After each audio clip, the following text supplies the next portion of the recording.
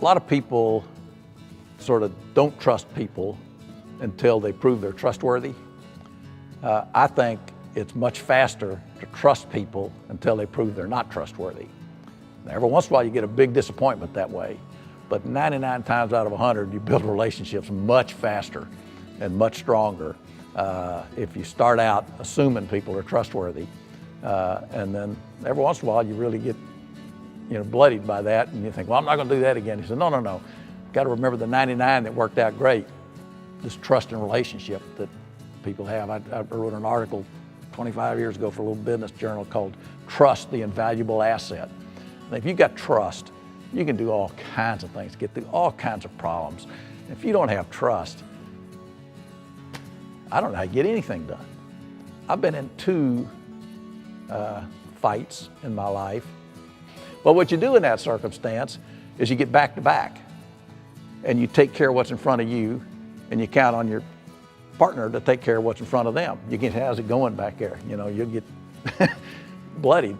And in tough circumstances with trust, you have each other's back. That's what happened in the late 80s, is we all had each other's back.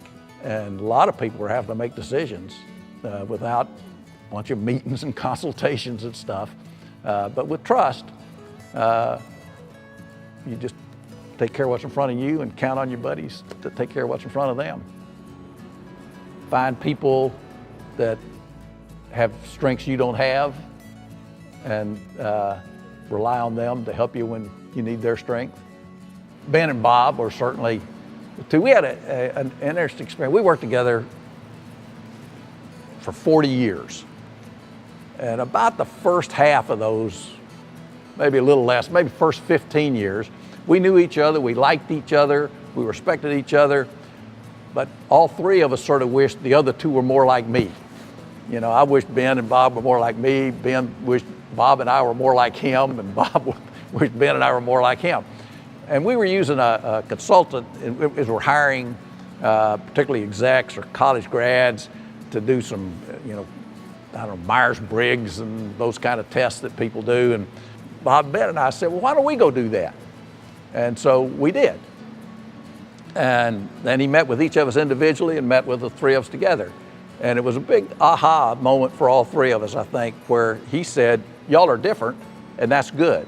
After that, we sort of respected our differences as opposed to thinking, damn, I wish Ben was a little more like me. So when we had a really difficult project somewhere that was in trouble, put Ben Houston in there. He'll get it out. We had a business somewhere that was kind of having people problems. Send Bob down there and he'll get with them and they'll work on some stuff. I was always CEO. I never said you can do it. A lot of times I do what you think's right, but any huge decision, company-changing decision, sometimes I would go against what Bob and Ben wanted to do, and they supported that. I think that businesses are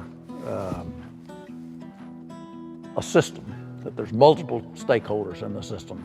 There's the employees, there's the customers, there's the owners, happens to be employees and the owners, same at TD. There's the community you do business in.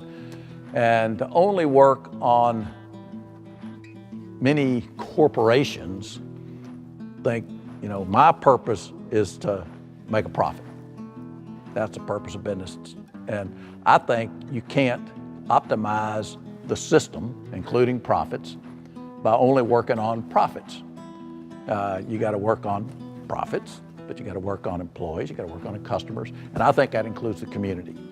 Now, Dad was my role model, my idol. He was involved in the community. I just got involved in the community. Just seemed like part of it. I don't think there's any question that those connections were helpful to us. I don't think there's any question that part of what got us through the '89 crisis was our reputation. And, there were some businesses that when they get in trouble, people say, the SOB's finally getting what they deserve. And I'm glad. We were not that. People were pulling for us. Our vendors kept selling to us even though they weren't sure if we could pay them. Our customers kept giving us work even though they weren't sure we could finish it. You know, Dad really didn't care much about money. He didn't care about making money for himself. He wanted to make a profit, but he thought that, you know, we probably won't be the most profitable company in the business. We probably can't pay top wages, but we're going to have a loving relationship here, and we're going to do great jobs, and we're going to take good care of our customers. I think one of the things that Bob and Ben and I brought to the table was maybe there's an and here. We can be a great place to work and be a highly profitable business and give a lot of money away and volunteer in the community. Jim Collins talks about the genius of the and versus the tyranny of the or. And I think we sort of embraced the genius of the and. And Dad was coming to embrace it. He was, oh, that's cool, you know. Bob and Ben and I, and a fellow was on our board, Kearney today. I don't know if many of y'all knew Kearney, but the four of us would get together once a month for lunch to talk about these transitions. And because he'd been through it at Xerox. And Bob and I were going through it. And one of the things that came out of one of those discussions, I think Ben got it, says if what you do is who you are, it's really hard to retire. I don't know for others, but for me, I love being CEO of TD Industries, but it wasn't who I was. And it was easy. In fact, I was stunned. Within a week or so, I thought, I never felt particularly pressured. I mean, I had a lot of responsibility, people counting on me, but I just, okay, I'm working at it. But within a week or so, I thought, man, this is cool. He's down the hall, don't talk to me. I think about work-life integration, and sometimes, at 89, I was spending, you know, all my time. I didn't go to soccer games. I was spending all my time at TD. But sometimes your family needs more help. Sometimes your friends need more help. Sometimes different things. So it's a system. You can't just work on one, you know, I'm gonna work on my brain, but not on my heart or not on my legs. You know, you gotta, it's neck bones connected to the whatever, you know, it's all connected. I'm very optimistic about the future, and I bet it's gonna go well.